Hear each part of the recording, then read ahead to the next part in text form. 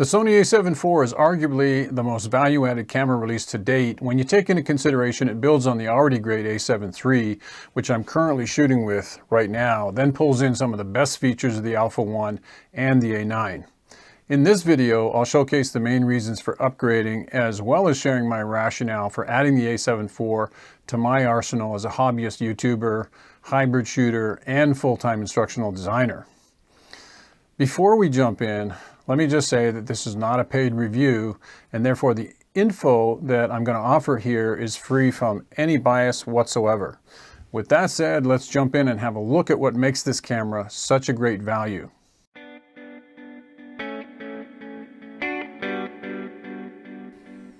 Coming from the a7 III shooting 24 megapixels and being quite happy shooting 24 megapixels, jumping to 33 megapixel backside illuminated CMOS sensor coupled with the A1's Bion's XR processor, wow, that's a mouthful, is really nice as it'll give you more detail overall, especially when cropping in for things like headshots or composite work.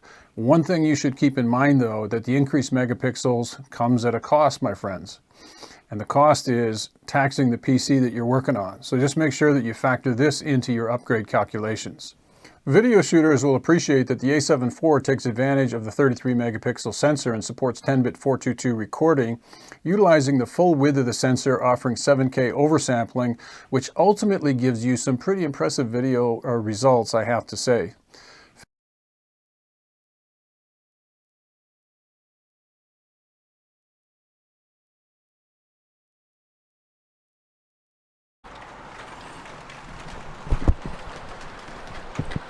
So here's kind of an exciting new take on vlogging with my a7 IV and my 24mm G Master. I'm using my B-free tripod and I've just shortened the legs up to get this thing, to give me the right distance away from my ugly mug. But yeah, so I'm just kind of walking around just to give you a perspective on what you're going to get from the a7 IV.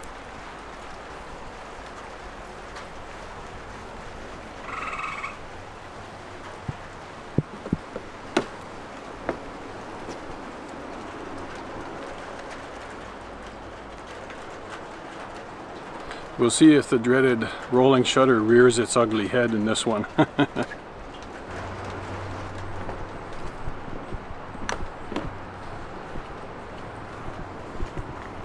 Not the way that I would ideally like to do vlogging. This setup is way too heavy, but at least it'll give you some perspective.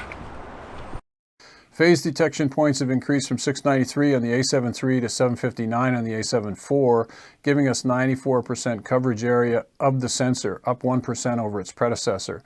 And this focusing upgrade, folks, applies to all modes of video recording as well as your stills. So just keep that in mind. If you own any G Master lenses, you'll appreciate the new focus breathing compensation feature. It's not a big deal for me, as most of my video recording, sees the camera sitting on a tripod. But if you're walking around with this camera and you move from side to side quickly, you'll see the dreaded rolling shutter rear its ugly head. But that said, honestly, it's really just something that you have to keep in mind if that's the primary type of shooting that you plan to do. You may want to opt for the a7S III, but you'll lose out with only 12 megapixels for stills.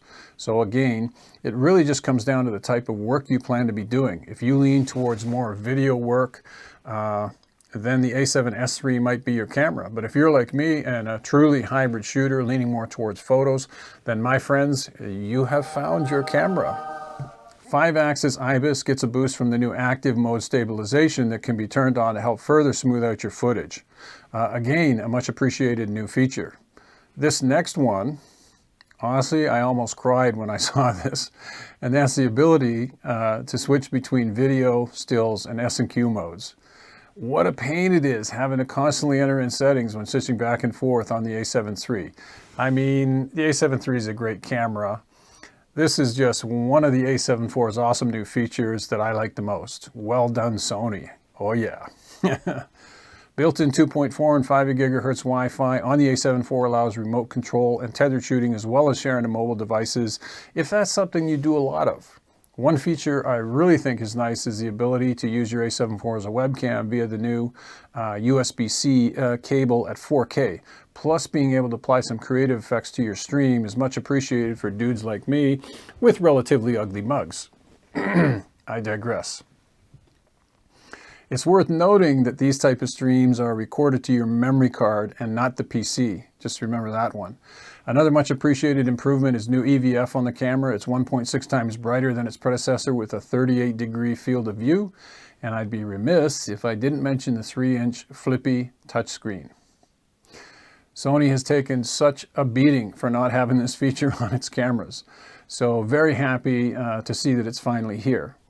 Now let's take a look at the new ports configuration and port doors on the A7 IV, which is without a doubt what irritated me the most on the A7 III.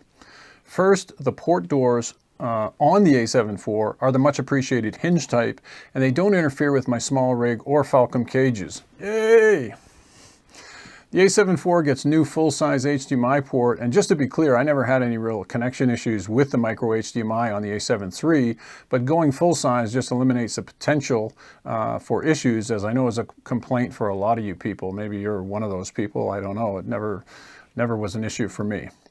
A7 IV also gets the new Usbc port, which, as already mentioned, supports live streaming and more reliable tethering, which I tend to do a fair amount of, either to Capture One or the Imaging Edge app to set up my video shots. It's just convenient. I know a lot of people diss the Imaging Edge app, but it does have its uses. A new headphone jack is nice, but not really something I missed on the A7 III. The multi-sync port is still available on the A7 IV, but unfortunately my old Yongnuo radio trigger setup doesn't work now, as this is basically only a charging port. To get around this, I purchased the JJC remote control, which fills the gap for me when I need to trigger the camera remotely for photo or video work. I've got to be honest with you guys, I would be lost without a remote trigger. They're just so friggin' handy to set up shots and, you know, not having to run back and forth to your camera. Believe me, a good radio trigger will change your life. One thing I've always liked about the Sony cameras is the custom buttons. But on the A7 IV, almost every button and dial, like AF on, the touchpad, and command dials, can be personalized. I love this feature. Even the former exposure compensation dial can be customized now, which to me just gives us more freedom to set up our cameras the way we shoot and allows us more freedom for creative expression. And isn't that what it's all about? So again, well done, Sony. So to wrap this up for you, if you can't already tell, I'm very happy with the direction Sony's taken on the A7 IV. It offers a ton of features in a very small package, which just adds up to great value for the money. For my workflow as a hybrid shooter, this camera doesn't disappoint, and the more I use it, the more I find new ways to improve the quality of my images as well as videos. If you found this video helpful, please hit the subscribe and like buttons and smack that notification bell for me. And by all means, if you have questions or you need help, don't hesitate to connect in. I'm happy to hear from you. Your support is much appreciated. I can't thank you guys enough for the support you give at this channel. Thanks again for watching, and I'm going to see you in the next one. Bye for now.